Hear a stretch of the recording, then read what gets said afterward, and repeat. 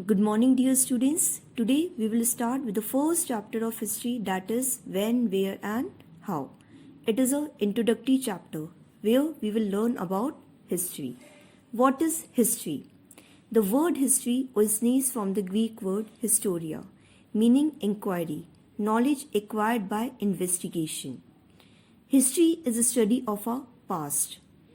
History is about what people did and how they lived in the past, about their economy, occupations, their eating habits, about their rulers and the battles they fought.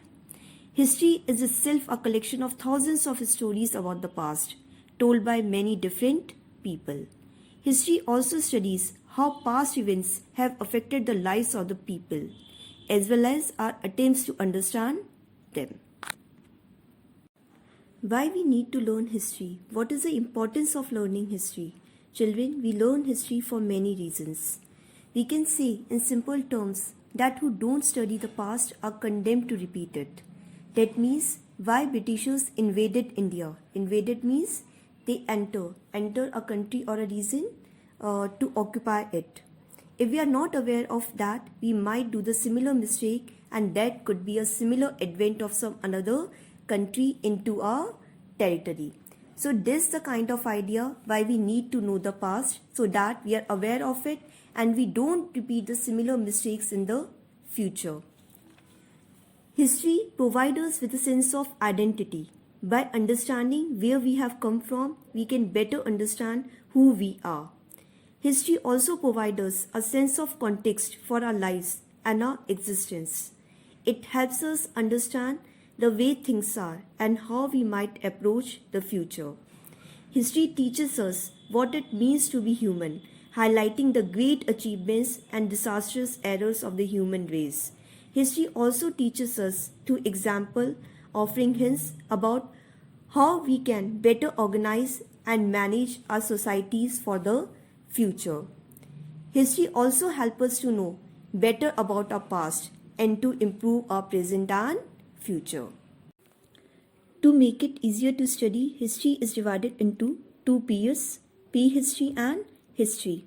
Children, at the beginning, man didn't lead a settled life, but wandered from place to place. He don't know alphabets. He don't know how to read and write. So the period of man existence for which we have no written records is called prehistory. And on the other hand, history is a time period from where people started writing. We know what they had written. Even some written evidences we have in our hand. So the period of time for which we have written records is known as history.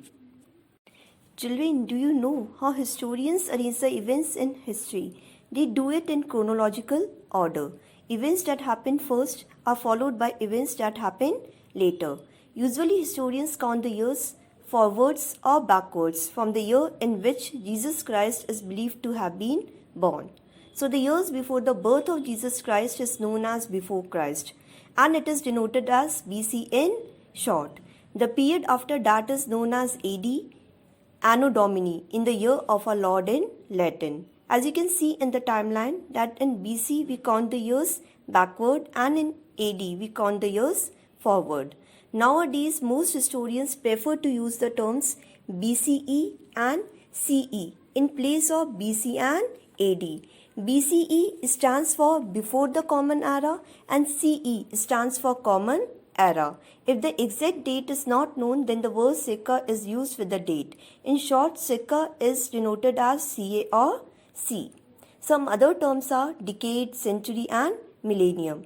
A decade is a period of 10 years, while a century is a span of 100 years, and a millennium refers to a period of 1000 years. Now I'll tell you how to name a century. Children, as I have told you, that century is a span of 100 years. If the first century begins with AD 1 and ends with AD 100, therefore the next century, the second century, begins with AD 101 and ends with AD 200. In the similar way, third century begins with AD 201 and ends in AD 300. If we say India became independent in the 20th century, though the year was 1947, The 20th century begins in 1901 and ends in 2000. We live in the 21st century, though the year may be 2010, 7 or 9. A country's geography determines its historical events, and Indian history is also influenced by its geography. Most of the civilization in the world, those of Egypt, Mesopotamia, the Indus and China, took place near the river valleys. Have you ever thought why? This is because of many reasons. The river provided them sufficient water for their own needs. The land near the river was very fertile. They could grow crops easily. River also served as a means of transportation, so most of the civilization took place near the river valleys. The mountains, the Himalayas preserved the safety and security of India. They acted as barriers against invasions. But the passes present in northwest mountains provided easy routes between India and Central Asia. These passes facilitate continuous flow of traffic from prehistoric times. Travelers, traders, invaders, they use these passes as a route to enter to India. The ocean and seas. Indian coastline is vast and stretches over 6,100 km. The numerous ports on this coastline attracted the Romans, as foreign trade was carried on only through sea routes in those days. Thus, these ports developed and became the cause for the rise of powerful kingdoms in the south like the Pandyas, the Cheras and the Cholas. The northern plains. The northern plains, lying between the Indus and the Ganga rivers, is a vast and a fertile land, and it is very productive also. It is irrigated by the two rivers, Ganga and Indus, and it also led to the development of Indus Valley and Vedic civilizations. Now, the Deccan Plateau. Narmada River, it separates India into two, Malwa Plateau or Central Highlands and the Deccan Plateau in the south. The Mauryas and Guptas, they ruled these two areas of ancient India. Now coming to sources for the study of history. The main source of information for prehistory, the time before humans learned to write, is archaeology and monuments. History, on the other hand, is largely studied from written sources such as manuscripts, inscriptions, coins and seals. Now, what is archaeology? The objects that were made and used by man are called artifacts, like tools, ornaments, weapons, toys and pottery. And the archaeologists, they carefully excavate. Excavate means they dig up the places where the ancient people lived. And they collect and examine these man-made objects called artifacts. And by studying these artifacts, archaeologists tell us what the people ate, what occupations they followed, with whom they traded, what gods they worshipped, how they dressed and how they treated their dead. And often these archaeological sites also contain human and animal bones and the seeds and the remains of plants.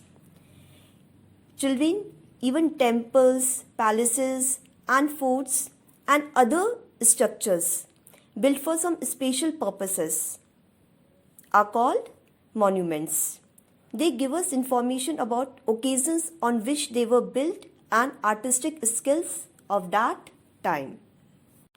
Manuscripts are an important source of information for historians. It comes from the Latin word manu, meaning hand, handwritten script. So, manuscripts are the documents that have been written by hand. In India, early manuscripts were written on the dried bark of trees or dried palm leaves. In India, manuscripts were usually written in Sanskrit, Prakrit or Pali. Sanskrit was the language of the scholars and Prakrit was the language of the common people, and Tamil was one of the languages used in South India. The remaining chapter will be explained to you in the next class. Till then, goodbye.